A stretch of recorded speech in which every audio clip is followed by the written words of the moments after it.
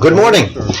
My name is Dr. Todd Sack, and I'd like to welcome you to this program on climate change, its impacts on health, and what actions and reforms are needed. I've been asked to begin the co-host moderation. I want to thank the State of Reform Group for highlighting Florida and climate change, and for putting climate change near the very top of the agenda for this meeting. Please use the chat to ask questions. That's being moderated by Micah Jameson, who will ask the questions for us after each presenter is finished. Let's go straight to our speakers. Each of us will speak for about 10 minutes. They'll be introducing themselves.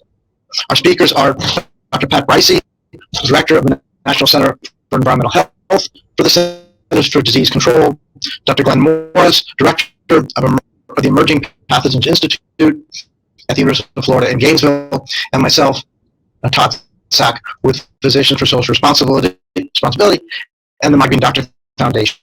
Let's go straight to Dr. Breysse. Thank you, Dr. Breysse. Yes, good morning, everybody. I'm happy to be here today. It's a nice topic and a great opportunity to speak to you all. So can I have my first slide, please? Thank you very much.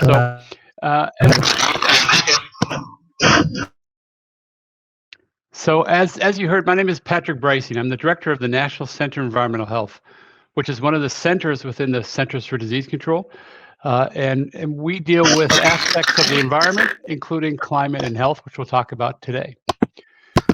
So on the right-hand side of this graph, just to kind of help us thinking about the issues we're faced with today, you'll see some maps of the state of Florida captured from a program that we have in environmental health called the Environmental Public Health Tracking, and I'll mention something about that a little bit later.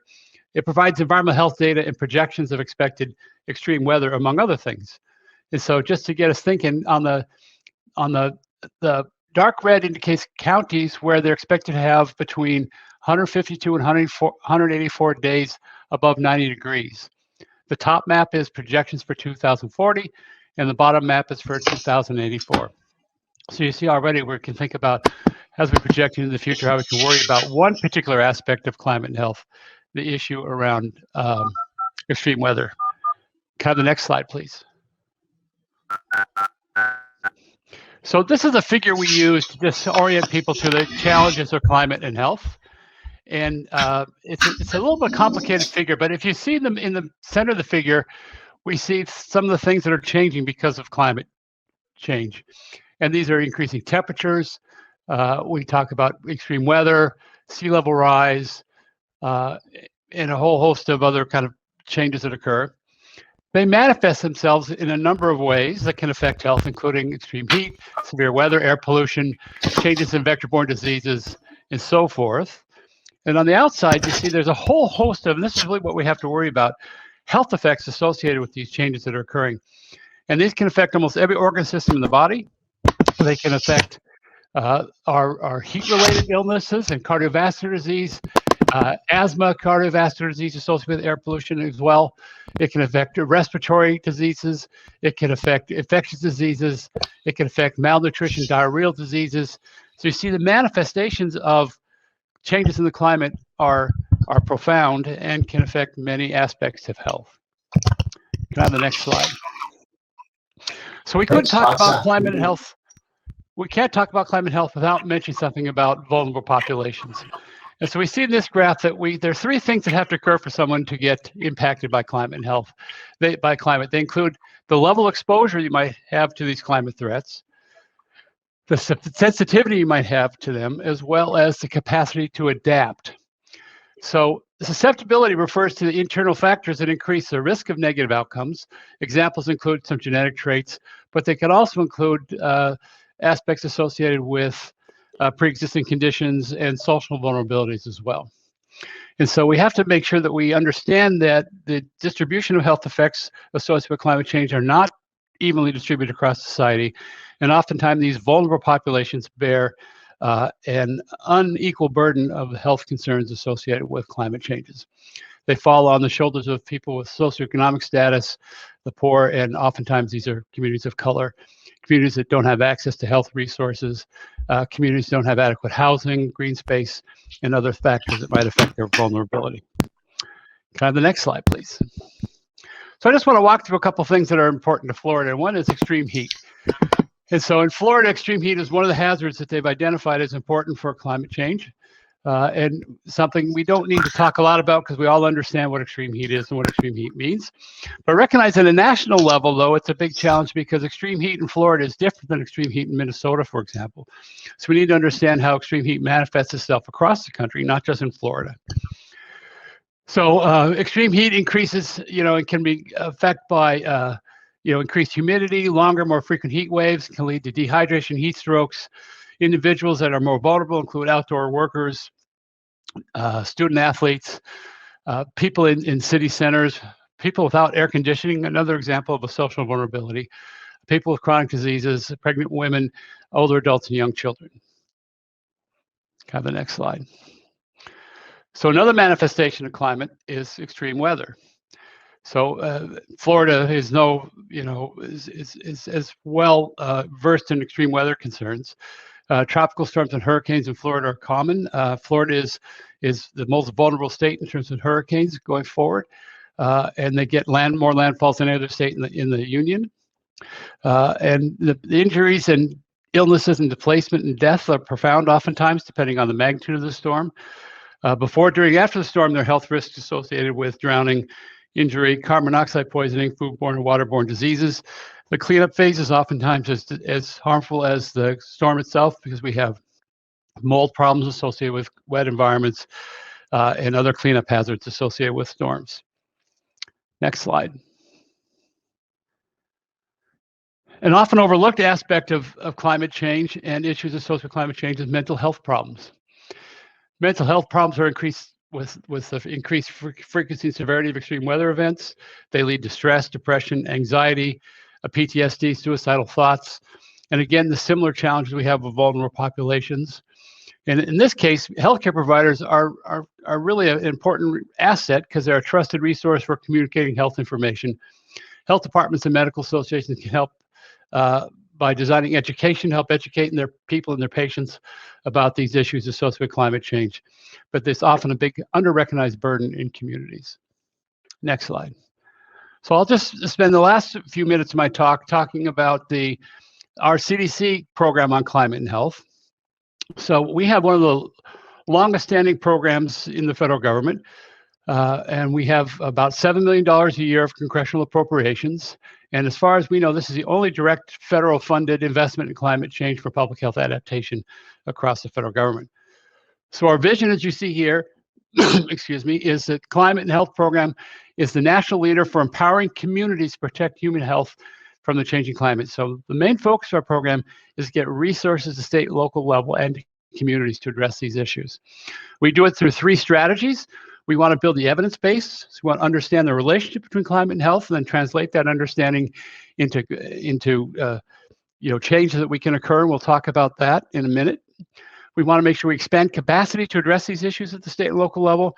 And we want to tell the story because we want to make sure people understand that these climate changes are manifesting themselves in health effects now. Oftentimes, it's not something that's going to happen in the future. It's happening now. We expect it to get worse in the future, depending on the trajectory of our country. And the human health impacts are profound. Oftentimes, the press and the lay literature focuses on abstract things like the melting ice cap and the polar bears, and these are all real things. But when you talk about what it's doing to people's health today, in cities across the country today, we do a better job of getting people's attention about these issues, and that's the story we're trying to tell. Next slide. So through our program, we fund states and other jurisdictions to build what we call our Breysse, to use what we call our Breysse framework. So our climate and health program right now funds 28 jurisdictions across the country that impact over 155 million people, including the state of Florida.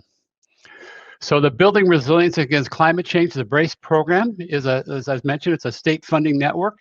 And we give resources to states to work to improve the ability of public health sector to respond to health effects related to climate change.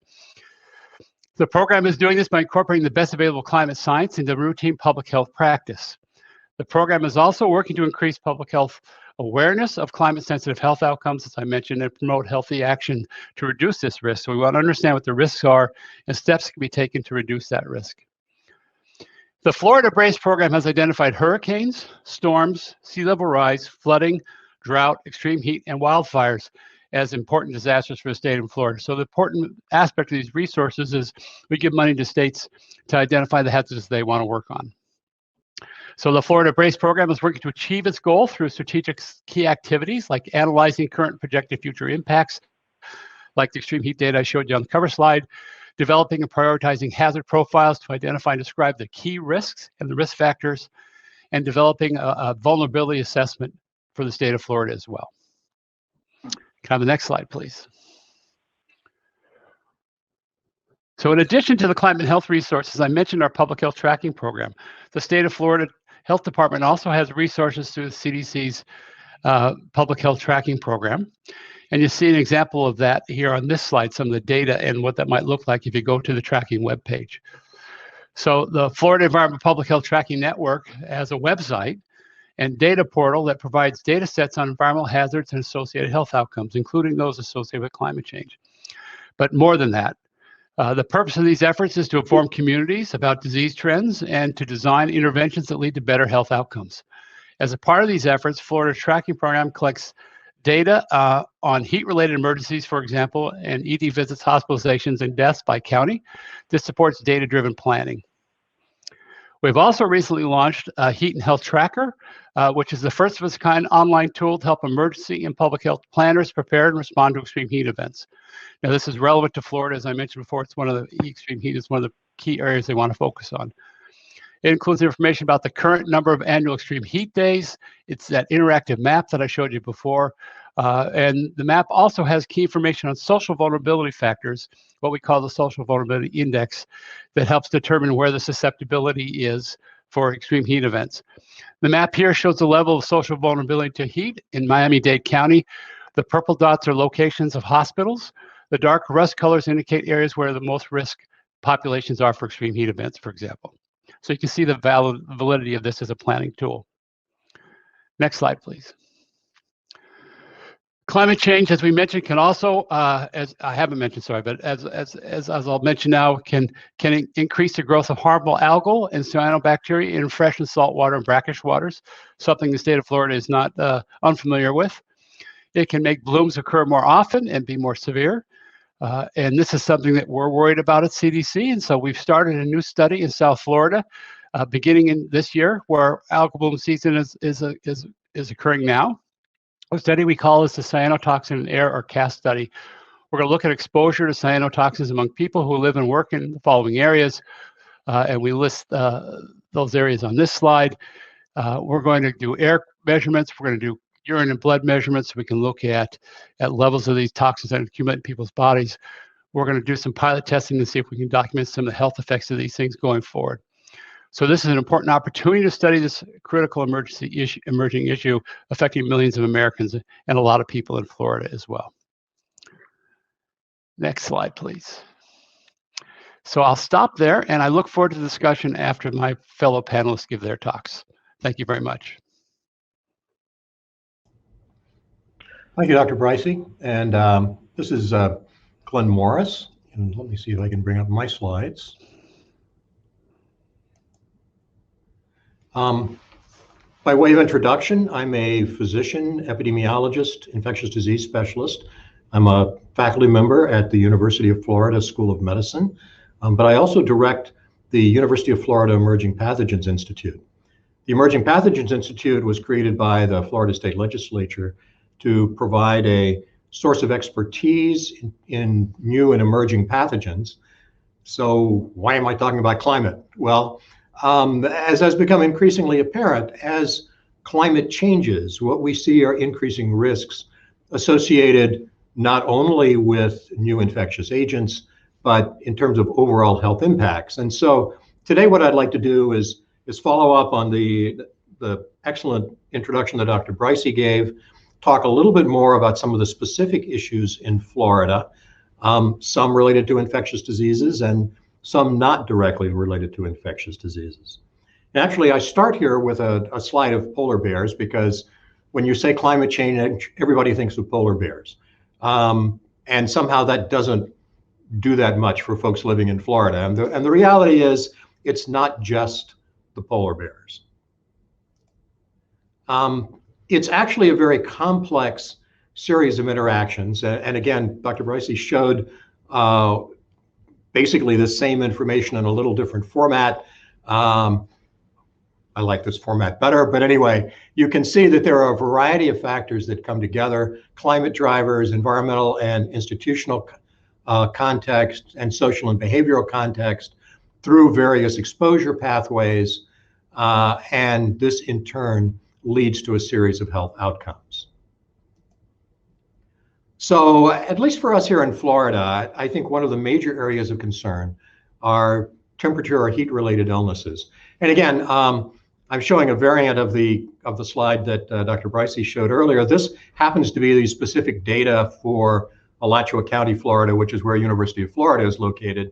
And again, I think the main take-home point from this is that virtually all of the predictions show that here in Florida, we are going to see an increasing number of days with temperatures over 90 or 95 degrees Fahrenheit, which have the potential for having substantive impact in terms of the health of our citizens.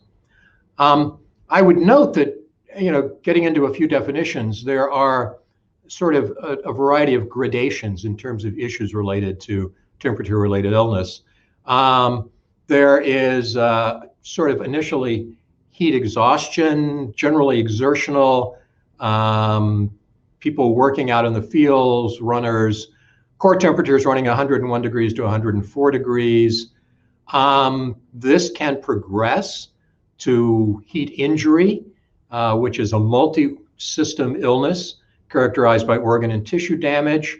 Core temperatures drift on up toward 104 degrees. And then finally, there is actual heat stroke, where there is central nervous system dysfunction. And so when you start talking about the risk factors for heat stress or heat injury, there are factors that come into play here. One is the ambient temperature and humidity. What we know is that when your humidity is over about 75%, then your sweating, evaporation, becomes much less effective in terms of cooling. And so consequently, to really understand risk, there is a need to have both the ambient temperature and humidity. And as Dr. Breysse has indicated, there are a variety of online mechanisms, really neat tools, apps that allow you to get an immediate read on what the potential for heat stress or heat injury is, where you are at any given point in time. I think the other thing to emphasize is that there are really two basic categories of heat stress or injury.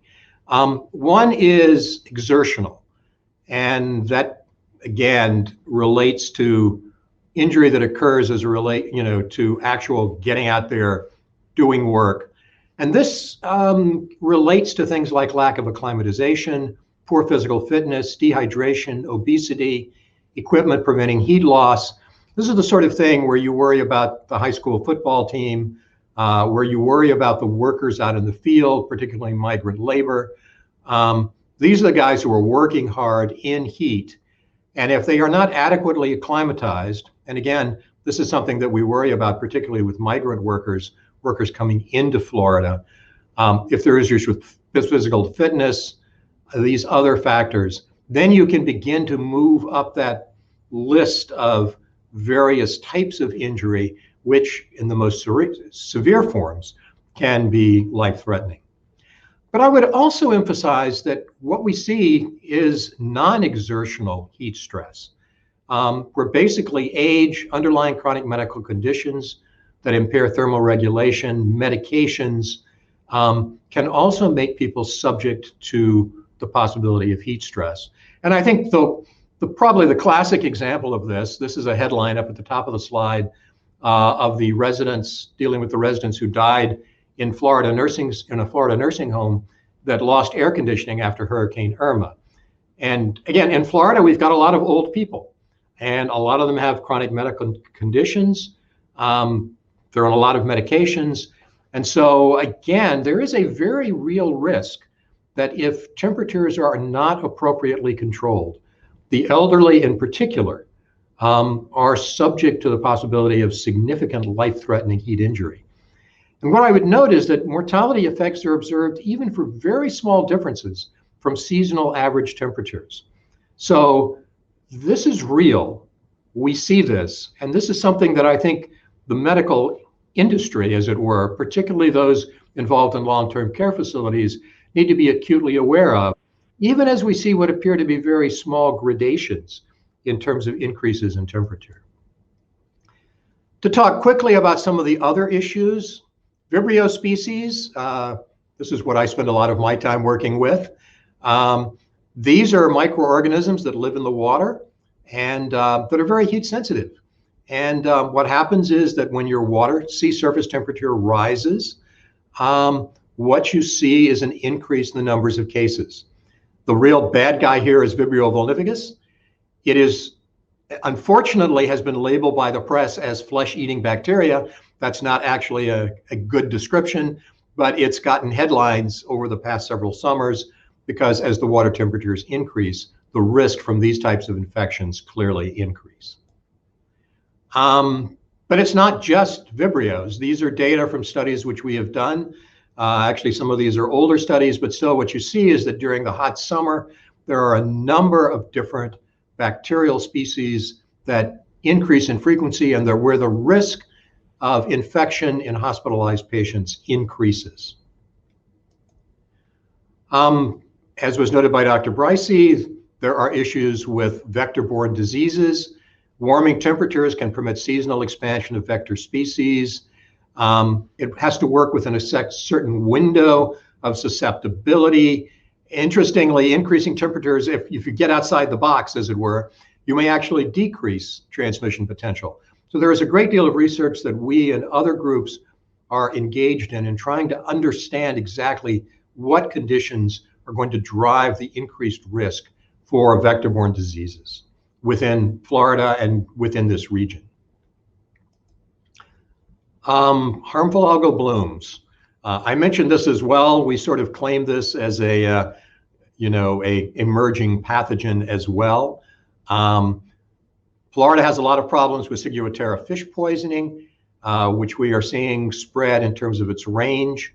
We are finding that its effects are modulated by social factors, but clearly heat is going to be impacting amnesic shellfish poison with domoic acid.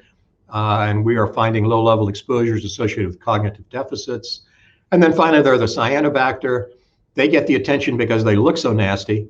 But we are also finding that there may well be issues in terms of direct human effects. And again, the types of studies that Dr. Breysse is describing are going to be critical to better understand those. So basically, climate change and human health, complex ecosystem. Areas of concern include extreme heat, poor air quality, reduced food and water quality, changes in growth and transmission of infectious diseases, population displacements. It is clear that climate change can open and expand ecologic niches for pathogenic microorganisms, and in a less stable global environment, there are increasing opportunities for emergence and reemergence of pathogens. And at this point, I'm going to close and hand it over to our next speaker. Thank you. This is Todd Sack. Micah, if you could start up our slides, please.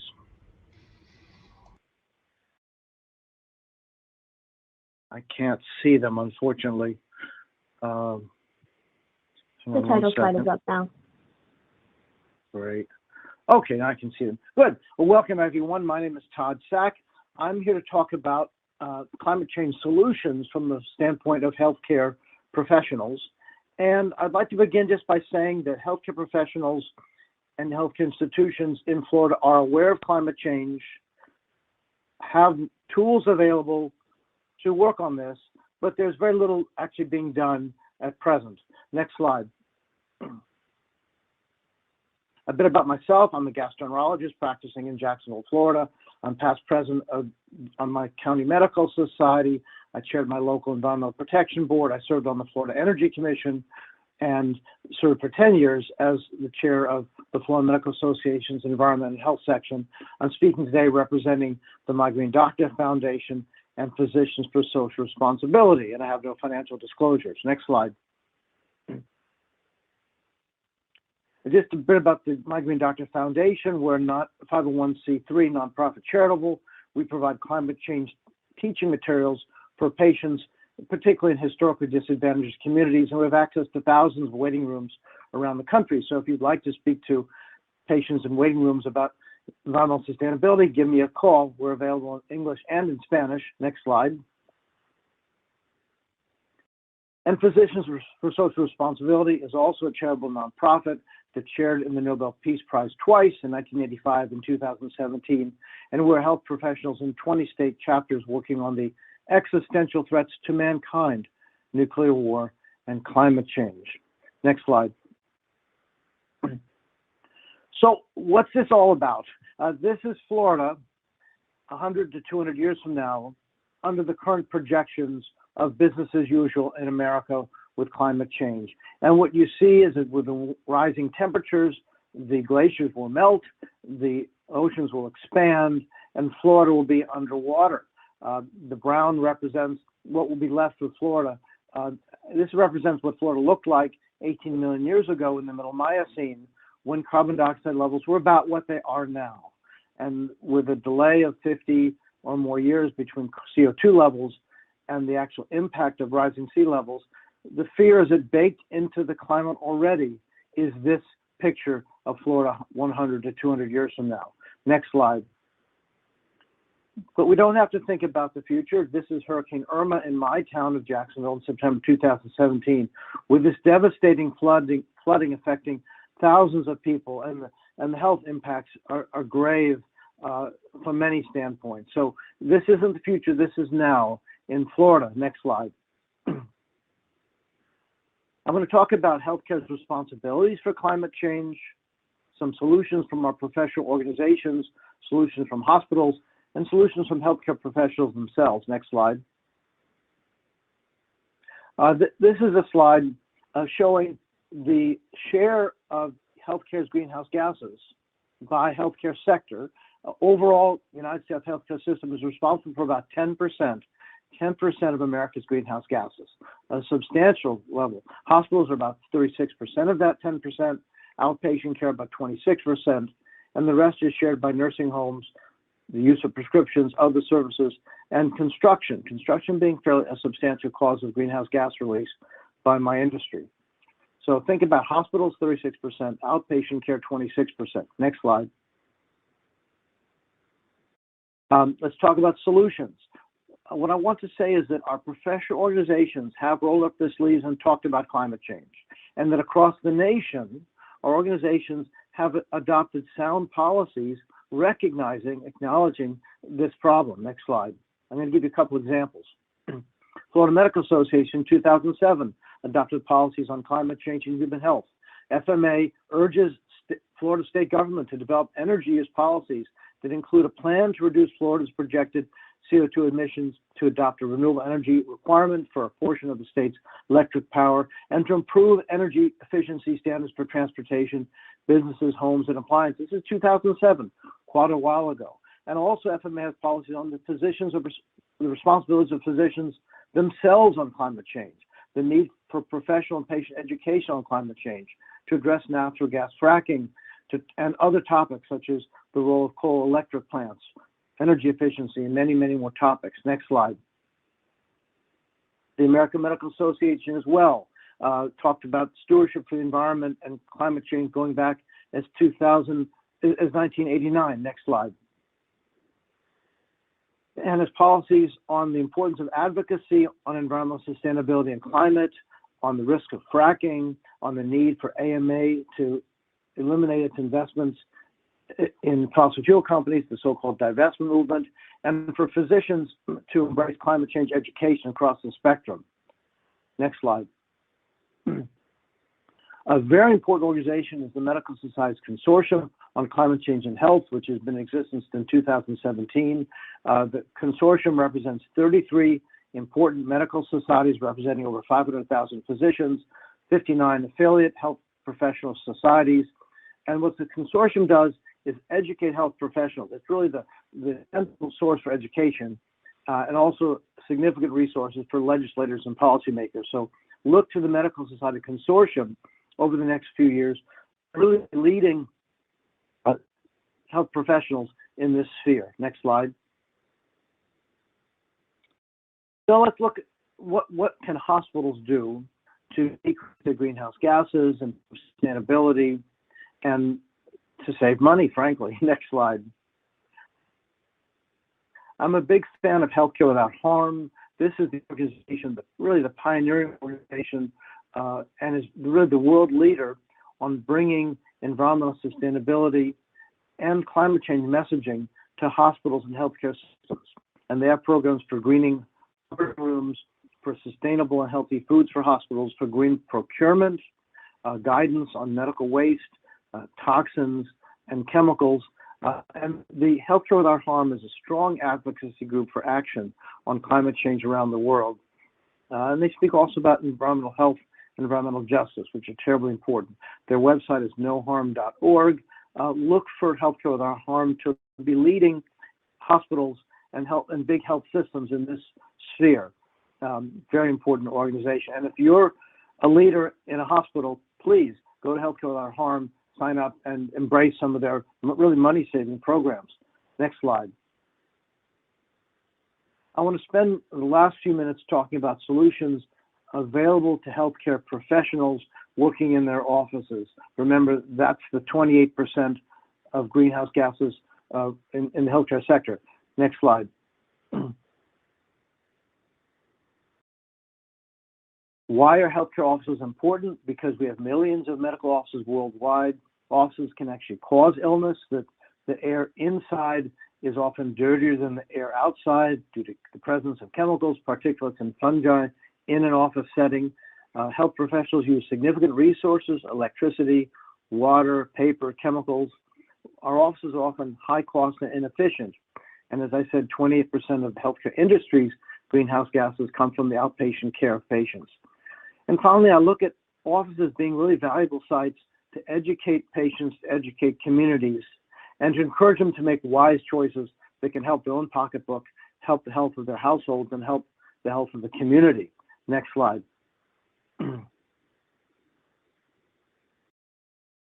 I'm going to mention one resource, the My Green Doctor program. There are several resources available for healthcare professionals, but I think My Green Doctor is the easiest to use. I seem to have lost the slide. There we go. My Green Doctor is an online environmental sustainability practice management program. It was developed here in Florida by the Florida Medical Association. There's actually two websites now, mygreendoctor.org or mygreendoctor.es in Spanish. My Green Doctor is used by thousands of health professionals now in 43 states and 80 countries, and our bi-monthly newsletter goes to more than 220,000 health professionals around the world. This can be used by any outpatient healthcare office or facility. It's very easy to use, fully scripted, and completely free. It's quite comprehensive, science-based, and non-political. And most offices that use the My Green Doctor service save money in the first month. Next slide. The topics of My Green Doctor include helping offices with a carbon footprint, energy efficiency, a safer use of chemicals. I'm a big fan of the Safer Choice program from the US EPA that guides offices to purchasing chemicals wisely, recycling, avoiding unnecessary use of non-reusable materials like styrofoam, healthy foods, healthy for the patients, healthy for the staff, and healthy for the environment. On the upper right are one of the posters that we make available on My Green Doctor. We have dozens of posters, brochures, and other teaching materials, all written to be accessible to patients to take home and make wise choices at home. And these are in English and Spanish.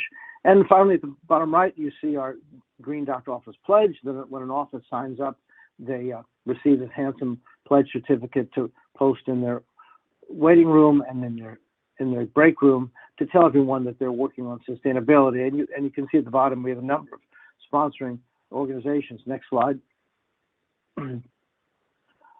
Patient and professional education is very important to migraine doctors. As I said, we have dozens of waiting room brochures in English and Spanish, climate change brochures, a tip of the month program that an author can embrace to speak to patients on a single theme every month, blogs and essays on many topics. We have environmental sustainability policy for management to adopt, a quality improvement curriculum for medical students and nursing students, and free education courses for healthcare professionals. Next slide. I'll give a couple examples of successes. One is the Escambia County Health Department here in Florida, 5 offices on the Florida Panhandle, saving energy every month. They save 5% on electricity in the first year, 125,000 kilowatts of electricity, 85,000 metric tons of CO2, the equivalent of averting 9,500 gallons of gasoline, and they're saving about $14,000 a year. 2 years ago, they used some of the savings to put solar panels on one of their buildings. You can see the solar panels under construction here. They use the Migraine Doctor program. We know it works. We know it saves money. And in this case, we think has potential to really decrease air pollution in the community. Next slide. I want to give one other example, the Westwood Clinic in Denver, Colorado, family practice clinic with 30 employees. They recently completed our program and had multiple green team meetings over 2 years and made substantial changes in their energy use. They saved money with using resources more efficiently, and it made a big impact in their practice. So I've talked about healthcare's responsibilities for climate change, that the healthcare industry is 10% of America's greenhouse gases, that the outpatient sector is 28%, that hospitals themselves are 36% of that, that our health professional organizations are aware of climate change, are aware of the need for sustainability, and have made that clear to their members, that there are wonderful solutions available to hospitals if they would avail themselves of Healthcare Without Harm's wonderful programs. And finally, health professionals as well, whether you're in a medical office, a pharmacy office, or any type of outpatient center, have access to Migraine Doctor and other programs to roll up their sleeves and embrace sustainability. I'm going to talk just for a moment about what we need to do from a reform standpoint. I think there'll be a day soon when every institution in America will realize climate change is terribly, terribly serious. We need to move from making these resources available to really requiring that every institution, healthcare institutions and others, have a sustainability program, both to improve their own greenhouse gases program, and also to teach their clients or their patients about the need to really everyone roll up their sleeves and do their best. The government can't do it all. We as health professionals can play a major role to influence our own behaviors and those of our patients and our communities. Next slide. And thank you very much to all of you for attending, and to the State of Reform program, and to my colleagues on this panel. Thank you. And now I think we're open for chat. So I'm going to read out some of the questions that have been posted. I'll start with the first one that was posted from Eli. Has the pandemic impeded the fight against climate change? In what ways has COVID-19 presented obstacles to efforts against climate change? And that's open to anyone. Let me just say that COVID-19 has been a tremendous burden on healthcare professionals. My hat is off to institutions and hospitals who worked so hard and really suffered through this. I think it has been a delay in the implementation of climate work. Now it did raise the specter of how poorly prepared our public health system was, and now I think we need to go and do that work to invigorate the public health system and get ready for climate change. This is Glenn Morris. I would just add to that. I think what we saw was that appropriately, the major public health focus over the last 18 months has been COVID. And what that has meant is that some of the projects in which we were engaged, suddenly the funding disappeared. And what we find is that our ability to continue a lot of the research at a local level here has been hampered by the lack of funding. Again, not that it's inappropriate under the current circumstances, but I do think that there is going to be a need to begin to rethink our priorities as hopefully COVID becomes less of a concern, although it's probably still going to be here for a while, and begin to look at some of these other issues.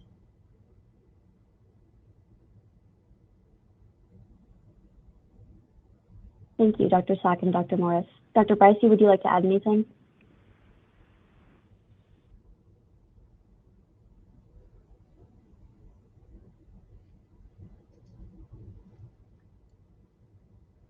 Okay, we'll move on to the next question from Riley. Can you talk about how climate change affects certain communities more directly than others? This is Glenn Morris again. I think, as I noted in the early short presentation, at least from a direct patient standpoint, we have significant concerns about the elderly, about issues that may, impact the elderly in terms of heat stress. As I noted, the issues with deaths in nursing homes due to loss of air conditioning. So I think there are certain populations where there are increasing concerns. I think, as was pointed out as well with the maps in South Florida, there clearly are, there's an intersection between areas of social vulnerability, lower socioeconomic status, and rising temperatures. And again, I think a lot of this is going to get back into the issues related to air conditioning and the ability of people to avoid the high levels of heat stress, which unfortunately are starting to become more common. This is Todd Sack. I'd like to add to that. The CDC has done a wonderful job with the heat and health tracker module. But how will local governments use that module to save lives? Florida does a pretty good job protecting people when the hurricane arrives, evacuating people and alerting them. But people don't have a plan for where they're going to go when it's 106 degrees and the power goes out. So that's the next level of planning that we need. Where are the safe shelters with air conditioning and backup power that can rescue vulnerable people when that time comes? And we're not ready for that. And that's the next step of planning that's needed. So this is Pat. Can you hear me now? Yes. Yes. So if you don't mind, I'd like to go back a question. I tried to jump in for some reason, lost my microphone. There was a silver lining about the COVID pandemic, and the impacts on the public health are absolutely profound and true, and it has set back us in a number of important areas. But the recognition of the lack of public health workforce by the Biden administration has resulted in a large influx of resources now for the public health workforce across the country. And that's going to benefit everything, including the work on climate change going forward. There's a multi-billion-dollar effort right now to build up the public health workforce across the country that's being supported by the Biden administration. So while we were set back, we're looking for a giant boost, I think, going forward. So we look forward to that, and that will only help the climate and health work that we're doing at the state and local levels. Thank you. Dr. Breysse, did you want to address the current question about how climate change affects certain communities more directly than others as well? Yeah, I'm sorry, fellow panelists said, but as I touched on before, it's very clear that the risks of climate change are not borne equally across all of society. And we heard many examples of that today. The elderly, the poor without air conditioning, the people who live in storm-impacted areas but don't have the ability to evacuate, the people that don't have the social infrastructure to support them in cleanup and things. So the burden is not borne equally, and oftentimes it's the poor, the disadvantaged, and the elderly communities that bear the greatest brunt, which is why we have to focus on that and why we have to see climate and health efforts as fundamentally an environmental justice component to the work that we do going forward. Thank you. So the final question we've received is from Nicole and kind of follows up on the previous question. How might organizations work to make resources on climate change and health more accessible to lower income populations, communities of color, and other systemically disadvantaged groups?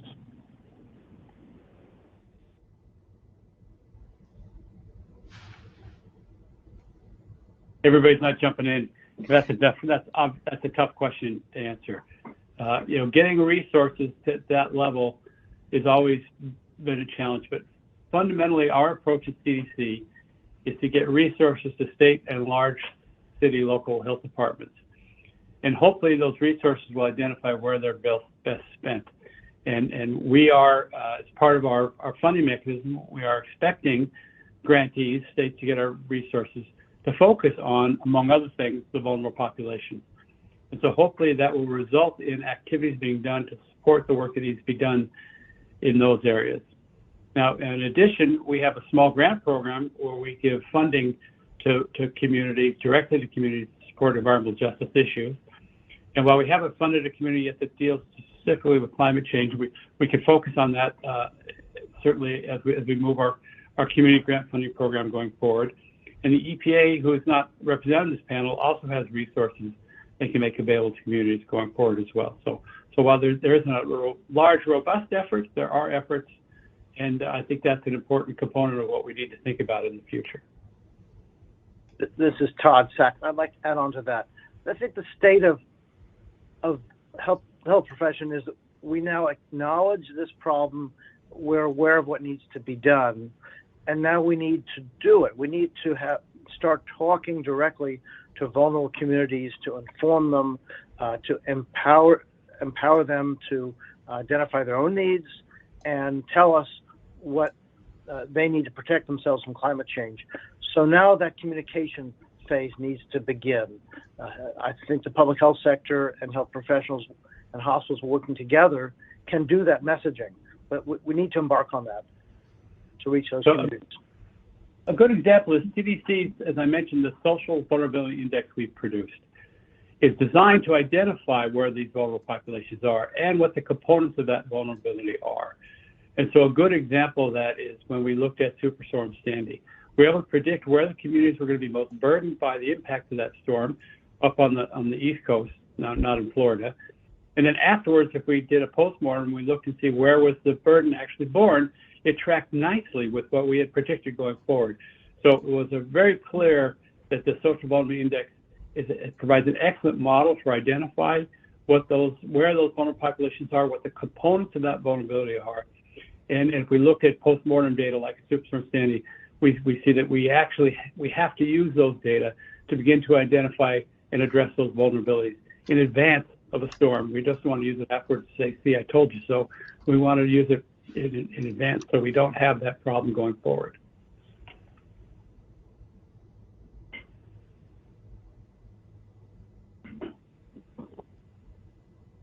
Thank you. And I posted the link to the Social Vulnerability Index in the handouts section. So we just have a couple minutes left. If anyone wants to provide any closing remarks, and I believe also Dr. Sack mentioned in the chat the vulnerability of tourists as a topic to discuss as well.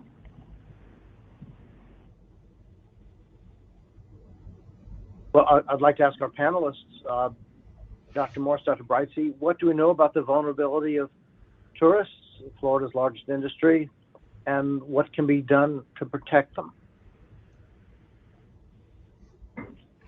That's an interesting question. I don't know if I've thought about that in great detail. We do know that things like algal blooms can affect the tourist industry. We know that storms can affect the tourist industry.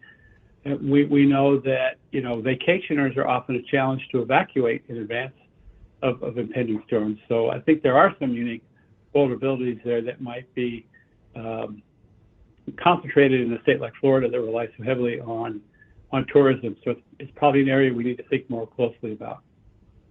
It's Glenn Morris. Again, I think there needs to be, particularly in South Florida as temperatures rise, there needs to be an awareness of potential issues related to heat stress.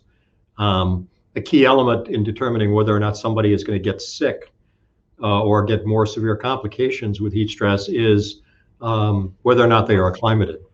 And if you bring somebody in who has had minimal heat exposure up in the cold, frigid northeast or northern United States, they come down to Florida, temperatures are high, they're out there, jogging marathons.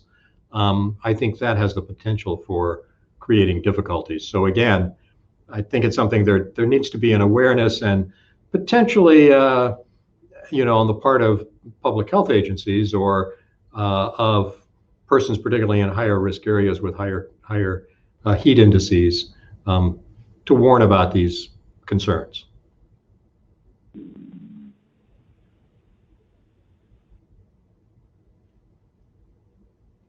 All right, thank you. If anyone has any closing remarks to share, please feel free, and then I believe our session will be wrapping up.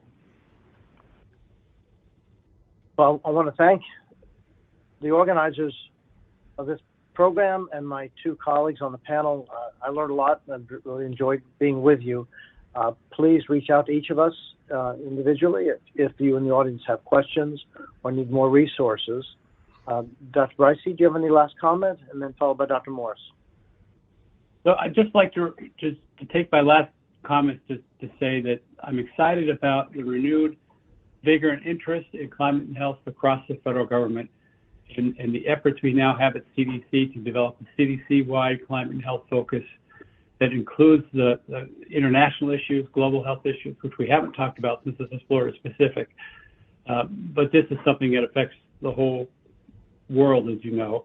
And so we're excited about the opportunity to grow and think more aggressively about how we can impact climate change and health.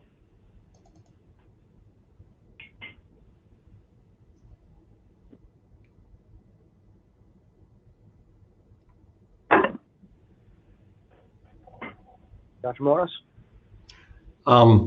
Again, I think it's an ongoing concern. I think here in Florida, we need to be particularly aware of some of the unique concerns and aspects of climate change. Obviously, there are the risks of storms and major weather events, but I come back to issues that may be more subtle but can also be very fatal, which are heat exposure, heat stress, and the potential of increased exposure to some of the infectious agents and potentially to some of the harmful algal bloom organisms that may be unique to this state. Well, thank you, everyone. I think our time is up. So we'll sign off. Thank you.